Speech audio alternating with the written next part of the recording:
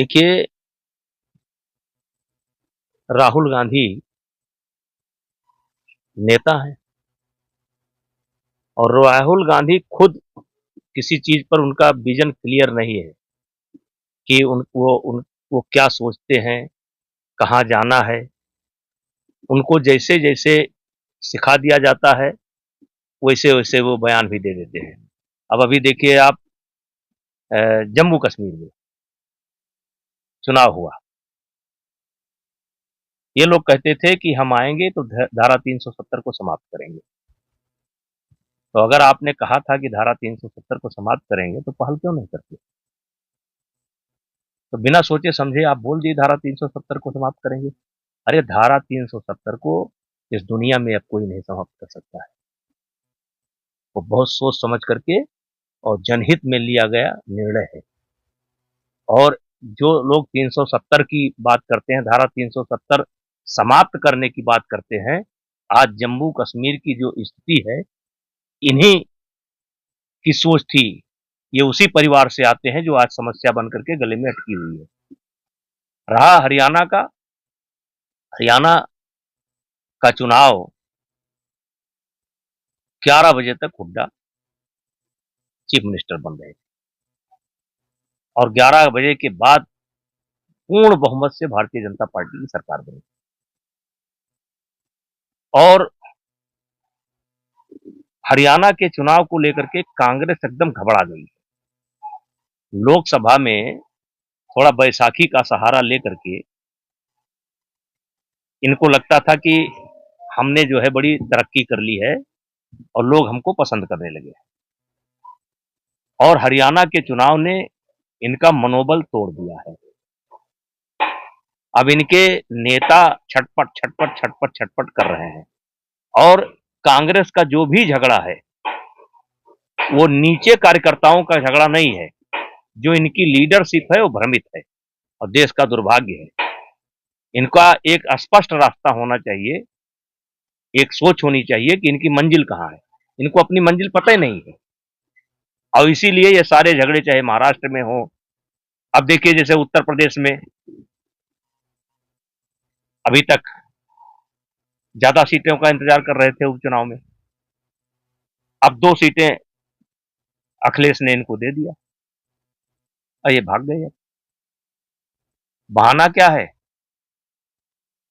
कि हम चाहते हैं कि भाजपा हारे। तो भैया भाजपा हारे तो आप क्यों भाग गए? क्योंकि आप जानते थे कि जो सीटें आपको मिली हैं उस पर भाजपा जीतेगी, तो कहीं हार का ठीकरा आपके ऊपर ना फूटे, राहुल के ऊपर ना फूटे, कांग्रेस के ऊपर ना फूटे, इसलिए आप दानवीर बन गए और चले गए। तो यूपी उपचुनाव में क्या होने वाला है? देखिए यूपी उपचुनाव बहुत दूर तक तो मैं नहीं देख रहा हूं, लेकिन ये है कि ज्यादातर सीटें जो खाली हुई हैं वो सपा से खाली हुई। काफी जिस तरीके से आप भी जानते हैं, सब जानते हैं कि देश में कानून का राज संविधान संरक्षण फिर भी राजद बिश्नोई और सलमान खान के पीछे लगातार धमकी और विवाद का मामला लगातार क्या लगता है कि ये क्यों हो रहा है? चलिए, ये दोनों आदमी का काम हो रहा है। सलमान की भी टीआरपी बढ़ रही है, बिश्नोई की भी टीआरपी बढ़ रही है। कहीं ये मिली मार ना हो। काफी जिस तरीके से जो अपना जिला है वो कोई प्रदेश है और देश में बीजेपी की सरकार है, फिर भी अपने पड़ोसी जो जिला है वहाँ पे इस तरीके से विवाद हो गया। क्या लगता है कि हिंदुत्व की कितनी कमी चल रही है?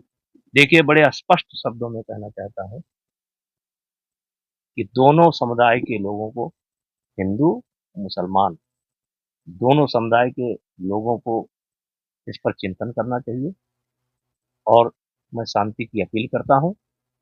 गलती किससे हुई, कहाँ हुई, ये बात का विषय है। कोर्ट अपना काम करेगी, न्यायपालिका अपना काम करेगा, लेकिन भविष्य में ऐसी घटनाएं ना हो। सबसे आखिरी सवाल है, जिस तरीके से दिल्ली में मुख्यमंत्री के आवास पर सामान का चोरी हो गया, तो जब लोग मुख्यमंत्री के आवास पे चोरी तो क्या कानून का राज खत्म हो गया? देखिए दिल्ली के मुख्यमंत्री को मैं गंभीरता से नहीं लेता, भले वो मुख्यमंत्री रहे हों, भले दोबारा मुख्यमंत्री बन गए, लेकिन उसको मैं एक फ्रॉड मानता हूं।